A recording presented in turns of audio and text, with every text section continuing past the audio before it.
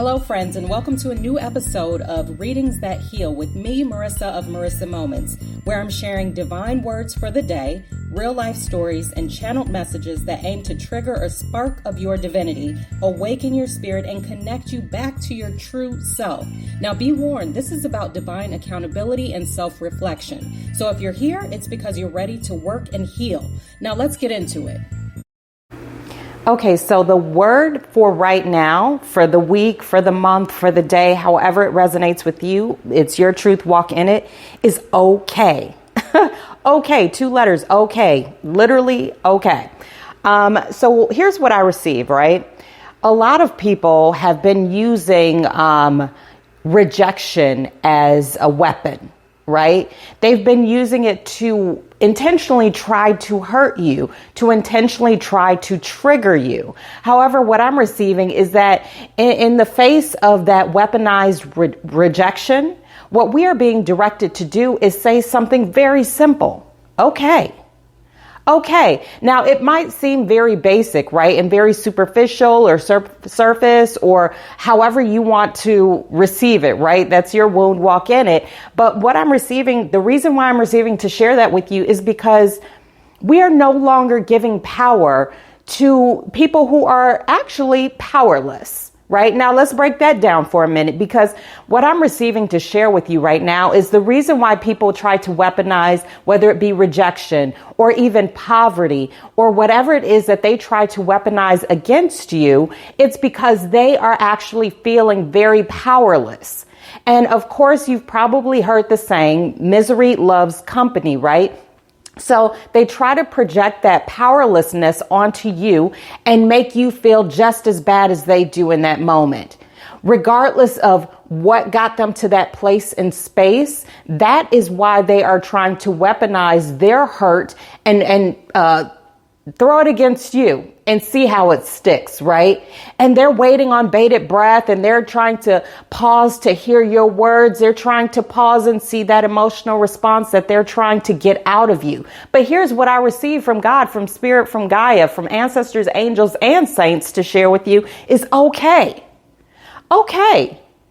I see you. I understand you. I may even empathize with your position, right? I understand your hurt. I have walked in those same shoes. However, I choose not to weaponize my hurt and pain against anyone else because I know how it feels. So in the face of that situation and circumstance being thrown up against me, I will say, okay. And not only okay, but here's the thing, right? Because when we say okay, we're not only just saying the letters, right? We're not just saying the word. What we're doing is serving as, of course, a potential trigger for someone else, because they're not going to like that. How dare you not give me a response? How dare you not feel hurt by my words? How dare you not have that actual response that I am trying to pull out of you as proof positive that you have not actually healed, right? But no, we are no longer there. So, okay. Okay is a testimony of our faith, of our trust, of our walk, right? Because as we're on this journey, we are walking towards our healing.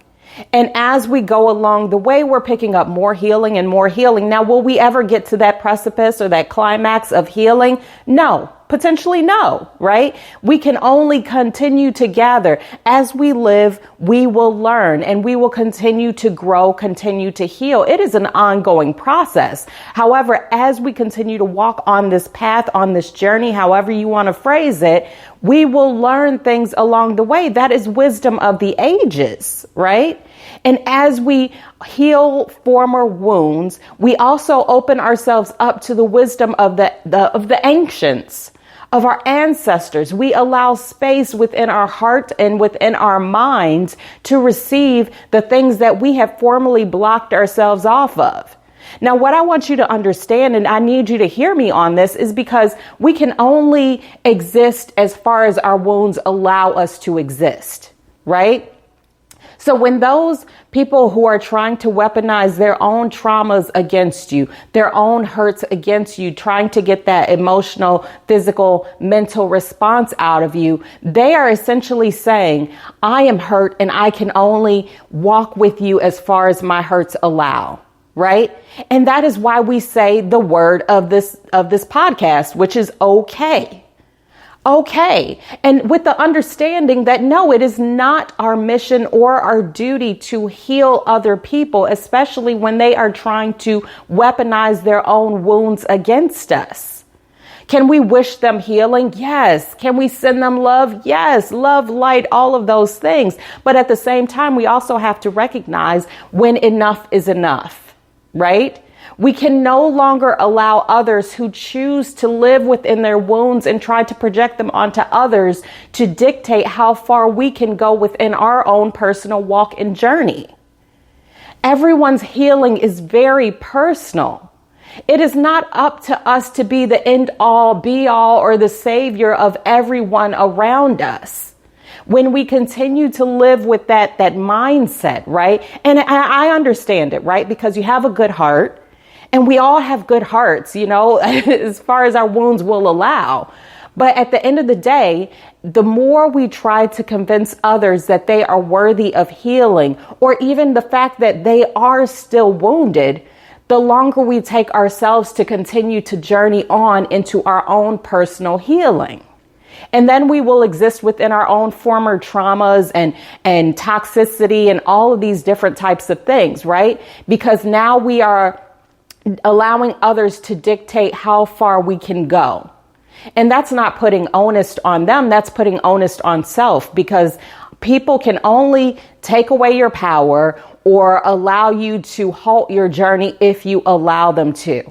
And that is why we are saying, okay. Okay. I see you where you are. I love you where you are, but I also understand that I must continue going because this is my personal journey. It is a journey of sovereignty. Of course, yes, we will walk along with other people along the way, but at the same time, we can't have that anticipation of it being a lifetime journey together, right? That's where we have to find that acceptance. And I understand and I know how difficult that can be, especially because here's the thing, right? On this journey, you're going to have revelations, and these revelations are going to relate to people that you thought would be in your life forever and ever and ever. And maybe you were tight. You were super tight, two peas in a pod, right? You've known each other since knee-high to a grasshopper, maybe before you were even born. Maybe your parents were friends, right? But then there comes a point where you start to see the bigger picture, and maybe they're still caught up inside of it, right? And you've tried to explain to them, you've tried to give them a detailed view of what you can see, because maybe you're just a couple of steps ahead. And that doesn't make this a competition. That just makes it listen, if you're on an airplane, we could be on the same airplane, and you look out of one window, I look out of another window, and we have different views, right? That doesn't make one right, one wrong, one better, one less than. It just means that we have different vantage points. And so everyone is working from their wounds, so we all have different vantage points. And sometimes if we've already experienced the healing in a certain aspect and space in our lives, and we can see somebody else going through the same thing, that doesn't mean that their healing is going to be identical, but it does mean that maybe we have the opportunity to share our story so that way they can get a bit of a better vantage point on theirs. But here's the caveat to that, right? They don't have to accept it. We could be on that same airplane looking out the exact same window and still have different vantage points. Now, does that mean that they have to accept the view that I offer them? I could say I see the top of a building. Listen, have you ever been in a car with somebody and you see something awesome out the window? You're like, hey, look at that. Look at that. And they're looking, and they still don't see it. And you're like, it's right there. It's right in front of you. Like literally just look right in front of you. It's right there. And they're still like, nah, I don't see it. Right? That's your healing journey. So in those moments, right, where we typically find ourselves feeling resentful, angry, irritated, all those things. Now, listen, as a disclaimer, it's not easy, right? But what we can do is say, okay, just like in that car, just like in that plane. Now, listen, God has given me all of these analogies to transportation. So that means we are going somewhere, right? Whether that means literally or figuratively speaking, we are going somewhere. But here's the thing, right? Just like in those examples that Spirit has put on my heart to share with you, if we decide to stop that vehicle just so that they can see exactly how we see things, guess what? We've stopped moving, right? We've stopped moving. So there comes a certain point in time in your journey where if somebody either one, can't see it how you see it, or two, refuses to even look, you have to say, okay, and keep it moving. Sometimes that means that they're still going to be back there trying to figure it out and see the picture. But that doesn't mean that you got to wait with them. And that's not being mean. That's talking about healing, leading by example. We can't take everyone with us, people. We have to understand that. So when people reveal who they truly are and how they feel and all these types of things, or even more so when they try to use their wounds as weapons against you, then you got to say, okay. Listen, I know I keep saying you have to say okay, but at the end of the day, this message, all the messages that I put out there, anything as a part of my own healing journey or my readings for you, it's all up to your free will. You get to choose. This is a sovereign journey, which means basically you get to make the decisions. That is you reclaiming your power. That is you taking what resonates with you, because when something resonates with you, that means that is your spirit coming back online, right? That is your spirit waking back up and saying, yep, that's me. That's me. That's like when you watch a movie and you see a character that reminds you of yourself or someone else. You'd be like, yeah, that's Jenny right there. You see that character right there? Yeah, that's Jenny all day long, right? That's that resonance, because it reminds you of a part of yourself, right? So when I say you have to say, okay, you don't have to do it. You could do whatever you want to do. But we're in the season of taking action, right? No longer, and I've said this many times, and Spirit keeps putting this on my heart to share, we're no longer in the space and place of wearing these words or these notions on t-shirts, on hats, on bags, on whatever else it is, putting it on a plaque on the wall, and then just to walk by it. Just to wear it on the surface and not internalize it or take action behind it, right? Because to know something and to do something are two completely different things. And you have to also understand, well, you don't have to, but listen, I'm offering this up to you, is that not everyone's going to understand your actions, your choices, your viewpoints, your anything. But you also have to make peace with that. Again, you don't have to.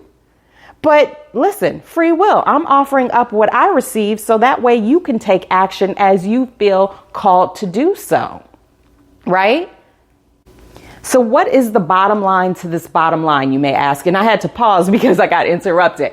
But the bottom line and the message that I truly want and hope that you receive from this, my offering to you in terms of a new vantage point, is to understand that you don't have to allow people to continue to hurt you in the face of your offerings, right?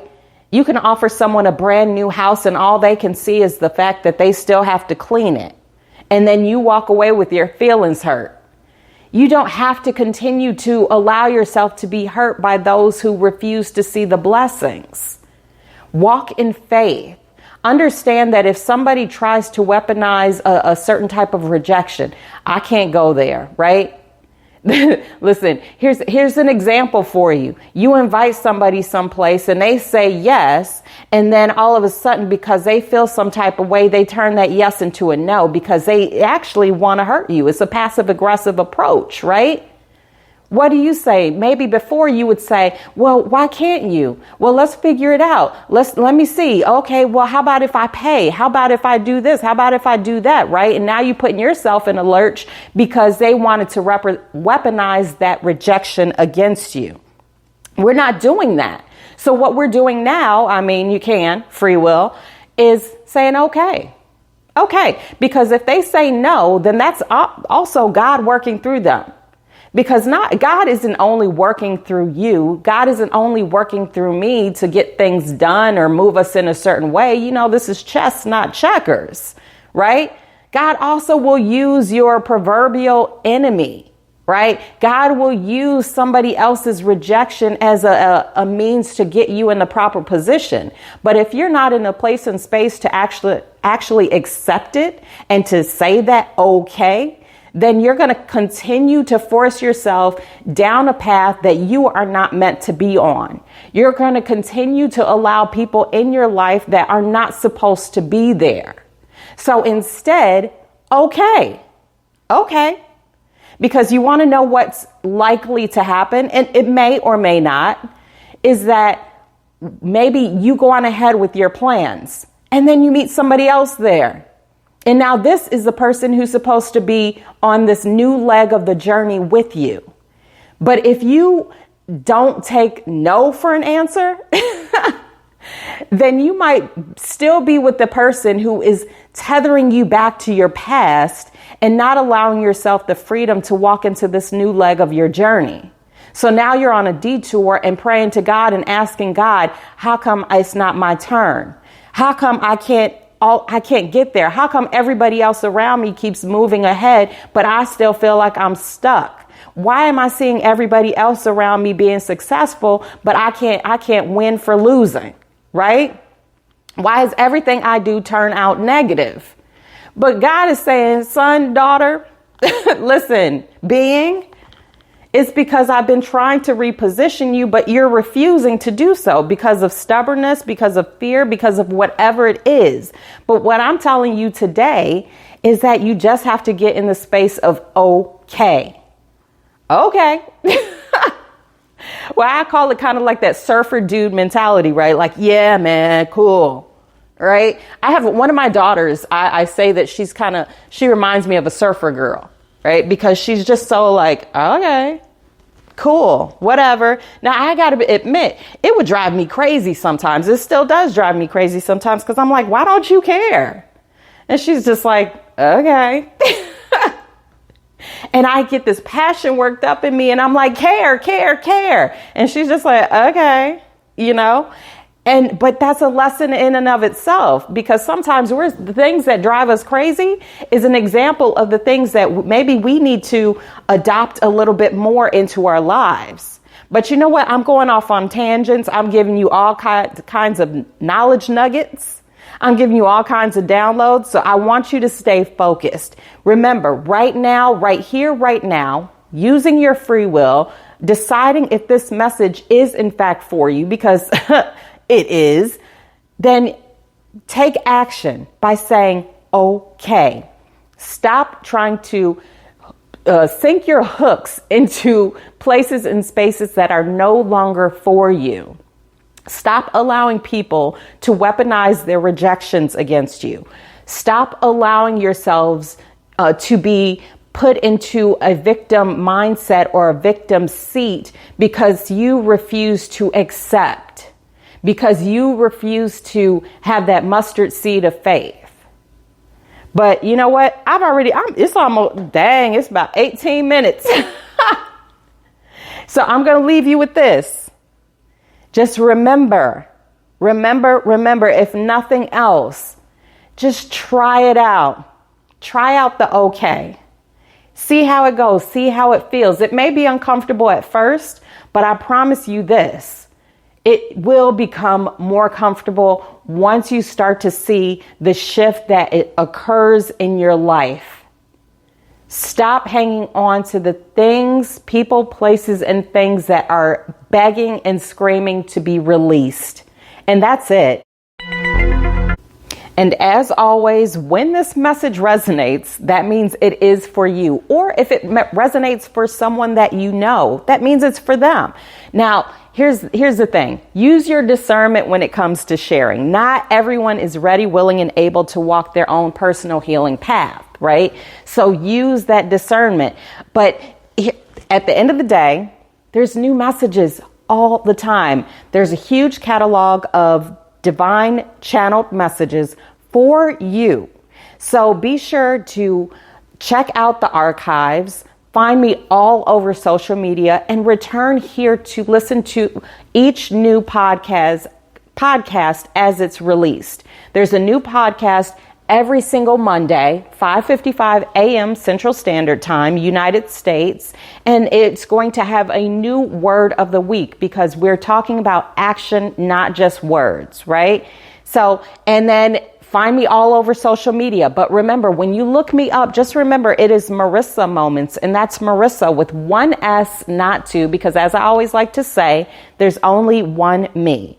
So remember, when you look me up, aside from the name, what I always like to say, the only thing better than to walk this healing, spiritual, divine journey is to walk it with someone else. So find me, friend me, share me, all of those things. That sounded weird, but you know what I mean. Anyway, so that's it for now.